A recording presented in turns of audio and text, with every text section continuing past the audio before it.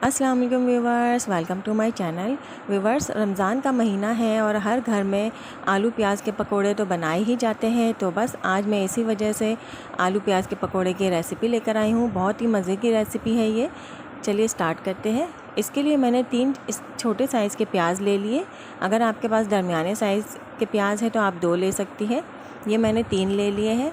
अब इनको मैं बारीक बारीक चॉप करूँगी, बहुत ही फ़ाइन चॉप करूँगी ताकि हमारे जो पकोड़े हैं वो बहुत अच्छे बने और इसमें प्याज नज़र ना आए। तो आप लोग भी इस तरह से अपने घर पे पकोड़े बनाकर देखिएगा। यकीन करें, बहुत ही मज़े के पकोड़े बनते हैं, बहुत ही टेस्टी पकोड़े बनते हैं। बहुत ही सिंपल और सादा बट टेस्टी भी होते हैं। मिर्चें तो बिल्कुल नहीं होती इसमें कि छोटे बच्चे भी इजीली खा लेते हैं। ये देखिए, ये मैंने कट कर लिया। अब मैं इसको बहुत ही फ़ाइन चॉप करूँगी। ये देखिए, इस तरह से भी मैं इसको चॉप करूँगी। ये देखिए, अगर आप लोग मेरे चैनल पर नए हैं तो मेरे चैनल को सब्सक्राइब कर दीजिएगा और बेल आइकन के बटन को लाजमी प्रेस कर दीजिएगा ताकि मेरी हर आने वाली वीडियो आपको सबसे पहले मिल जाए।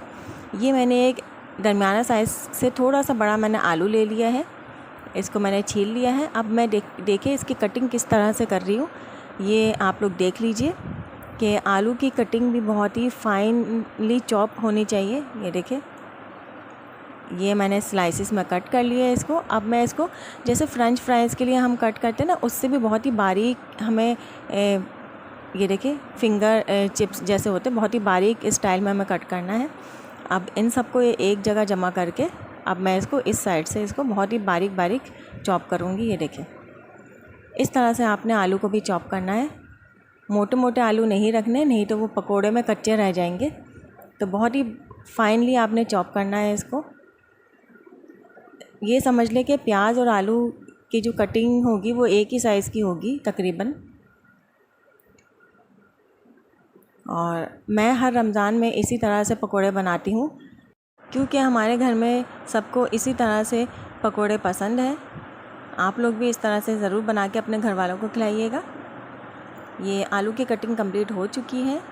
अब इसके बाद मैं आलू और प्याज को बहुत अच्छे से वॉश करके इसमें से पानी बिल्कुल निकाल लूँगी। ये देखिए, आलू की कटिंग देख सकती हैं आप लोग। ये देखिए, ये क्लियरली आप देख सकती हैं। आप ये देखिए, इतनी बारीक ये चॉपिंग हमने कर ली है। अब हम इसमें जो मसाले ऐड करेंगे वो ये है: half teaspoon chicken powder, half teaspoon red chilli powder, half teaspoon salt, quarter teaspoon से भी कम हल्दी यानी कि टर्मरिक पाउडर और half teaspoon garam masala powder. और ये मैंने मसाले, ये देखिए, ये मसाले हैं जो कि मैं आपको बता चुकी हूँ, ये मैं इसमें डाल रही हूँ। चिकन पाउडर में भी नमक होता है तो इसलिए मैंने नमक सिर्फ हाफ़ टी स्पून लिया है। आप अपने टेस्ट के हिसाब से भी नमक शामिल कर सकती है। अब इन मसालों को मैं प्याज और आलू में अच्छे से मिक्स कर लूँगी। और अब मैं इसमें बेसन डाल रही हूँ। ये जो जिससे हम राइस वगैरह खाते हैं जिस चम्मच से, उसके मैं 5 चम्मच इसमें डाल रही हूँ भर के। अब मैं इसको अच्छे से मिक्स करूँगी। इसमें आप पानी पहले मत डालना, पहले आपने इसको अच्छे से मिक्स करना है प्याज आलू में, ये बेसन को।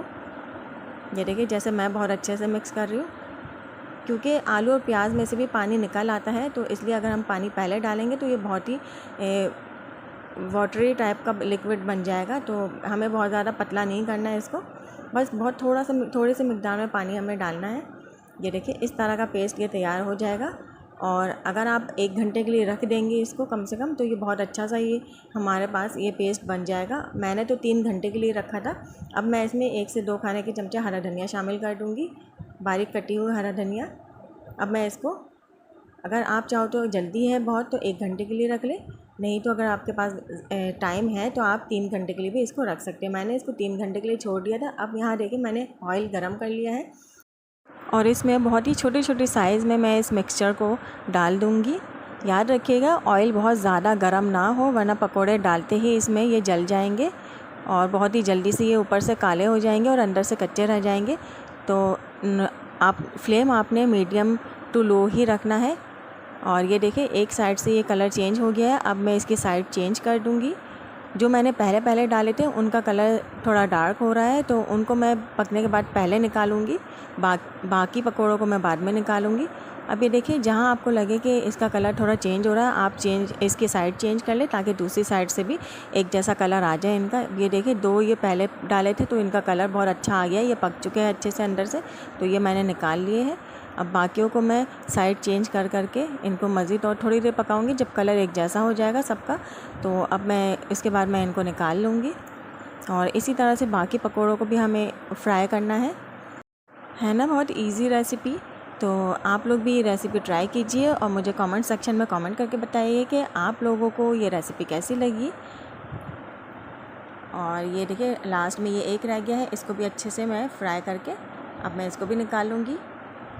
ये लीजिए, हमारे पकोड़े तैयार हो गए हैं। बहुत ही मज़े के, बहुत ही टेस्टी पकोड़े तैयार हो गए। चटनी के साथ सर्व कीजिए, हरी चटनी और चिली सॉस के साथ। और अगर वीडियो अच्छी लगे तो लाइक कर दीजिएगा। तब तक के लिए मुझे दीजिए इजाज़त। अल्लाह हाफ़िज़।